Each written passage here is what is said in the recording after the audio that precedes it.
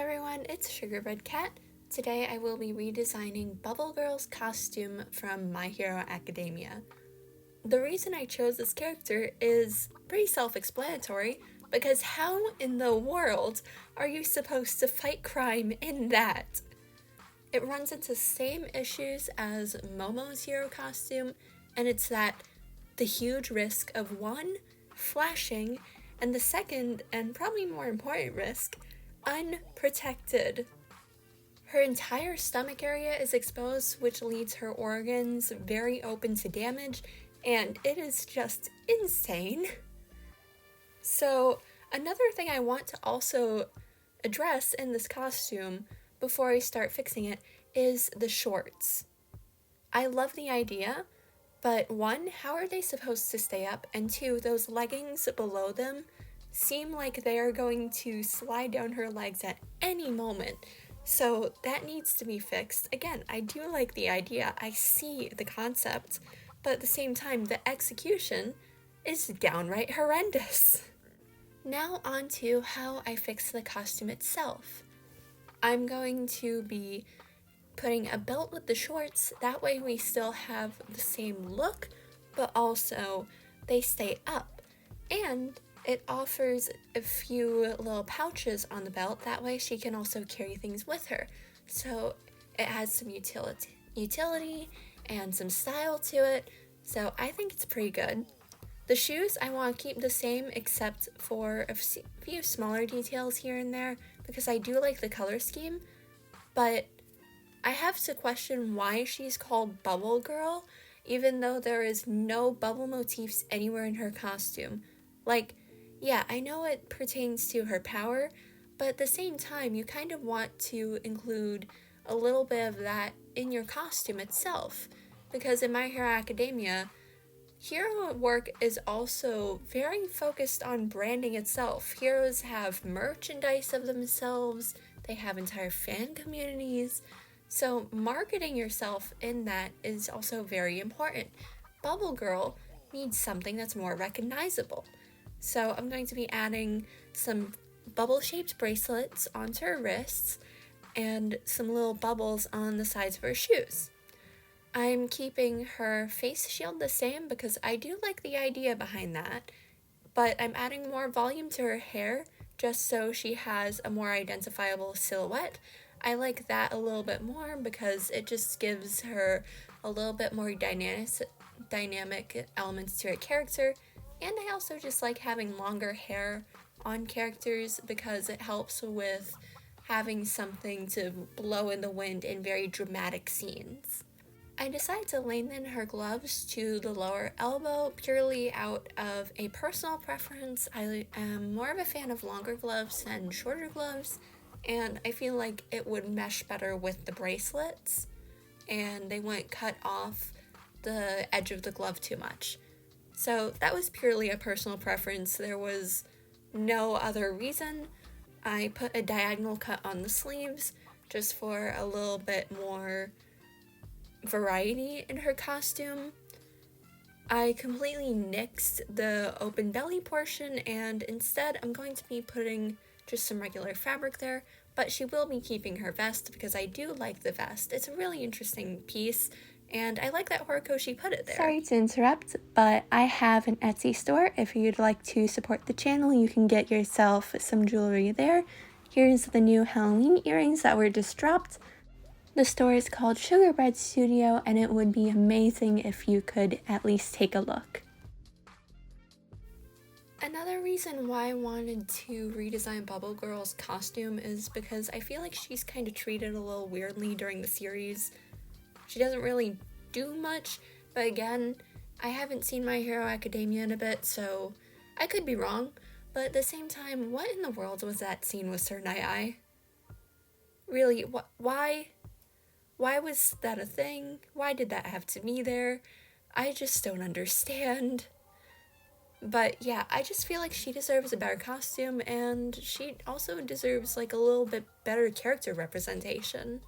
I also do see why Horikoshi didn't really do much with her, as her quirk is literally making scented bubbles, so there isn't really much you can do there, you can use those bubbles as like a blinding agent or something like that if they're more closely related to like soap or chemically compositioned like soap, so you could use them as maybe a blinder, but she tends to only use them as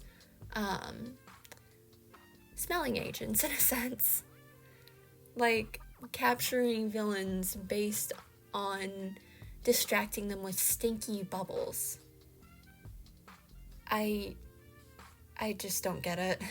I'll be honest, I don't get why, and a part of me doesn't really want to know why Horikoshi decided this one. But back to the design itself, I'm actually going to give a bluer tint to the face shield just so it meshes with the color of her costume better, because while the white face shield does work with the white parts of the costume, I do feel like the blue would be better because she has the blue skin and the blue undersuit, so I feel like that would be better. Again, her hair is also blue, so it just works a little better in my opinion.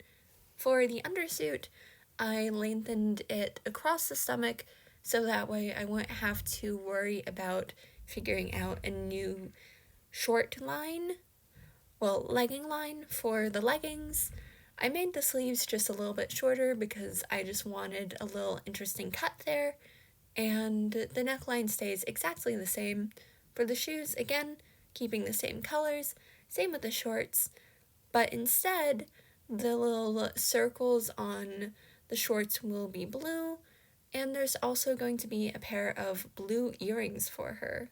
Again, I'm really just trying to make sure that bubble theme is drove home, because if you look at her, you can't really tell what her superpowers.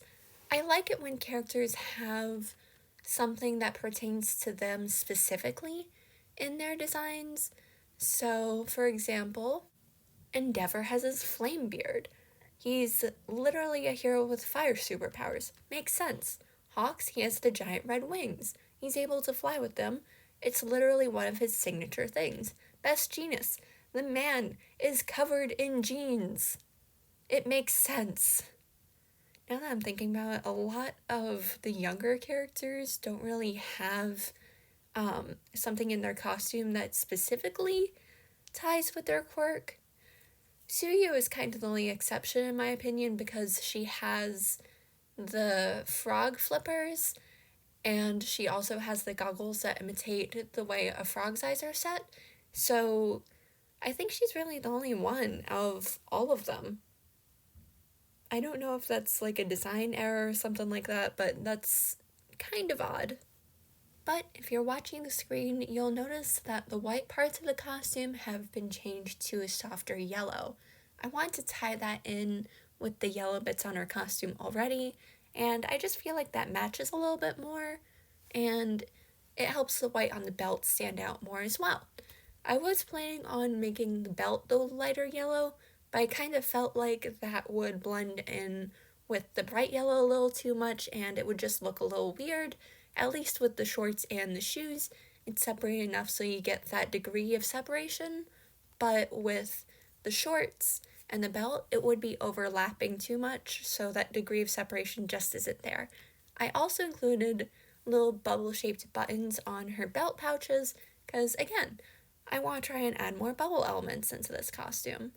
And I'm pretty proud of how it turned out, all things considered, because I didn't really know where to start with Bubble Girl when I first saw her, because again, I did like certain parts of her costume, but other parts were just like, how in the world did this get approved?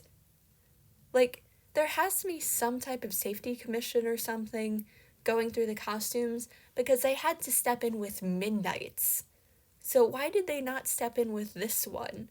She is clearly interacting with dangerous criminals and doing a dangerous job on a daily basis. How is this what you choose to allow?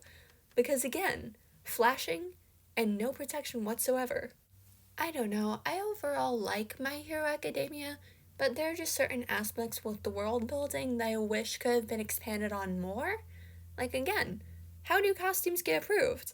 And what constitutes as too much? Because again, Midnight had to change hers, but Momo and Bubble Girl are just fine walking around like this, and nothing has been said to them by either higher-ups in the hero world or just concerned people like, hey, that will really protect you. Are you sure you want to do this? Because while it does look great, it's not safe. Again, I just find it incredibly hard to believe that with how hero work is regulated in the My Hero Academia universe, that nothing has been done about this. And also, Hagakure. She's literally running around naked. Like, how? What? It's a little frustrating, but yes, this is a finished design. I am overall very proud with it and happy with how it turned out. I feel it is far better than the original because it's safer.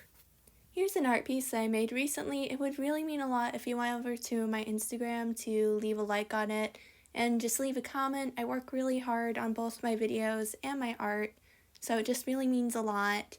And it also just helps me reach more people and get my art seen. So I would really appreciate if you did that.